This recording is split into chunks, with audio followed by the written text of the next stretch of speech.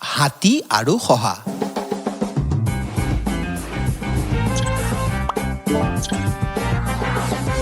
এটা সৰোবৰৰ পাৰত এপাল শহাই বাস কৰিছিল।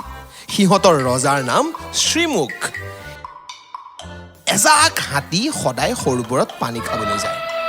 হাতীৰ গছকত দুই এটা শহা মৰে। শহাহঁতৰ বিজয় নামৰ এটা চতুৰ মন্ত্ৰী আছিল। এদিন বিজয় গ'ল হাতীৰ ৰজা চতুৰ্দন্তৰ ওচৰলৈ। ৰজাক ক'লে, মই চন্দ্ৰৰ দেশৰ পৰা আহিছো। তোমাৰ হাতীয়ে যে মোৰ শহাক গছকত মাৰে, তাৰ বাবে চন্দ্ৰই তোমালোকক উচিত শিক্ষা দিব। হাতীৰ ৰজাই ভয় খালে। ব'লাচোন, মোক চন্দ্ৰৰ ওচৰলৈ লৈ ব'লা, মই চন্দ্ৰক ক্ষমা খুজিম। বিজয়ে চতুৰ্দন্তক সৰোবৰৰ পাৰলৈ লৈ গ'ল।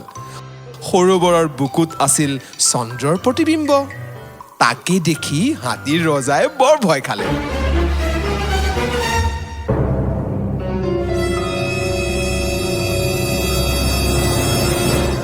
ৰজাই ক'লে তাৰ হাতীয়ে আৰু শহা নামাৰে। এনেকৈ শহাবোৰে বুদ্ধি কৰি মৃত্যুৰ মুখৰ পৰা বাচিল।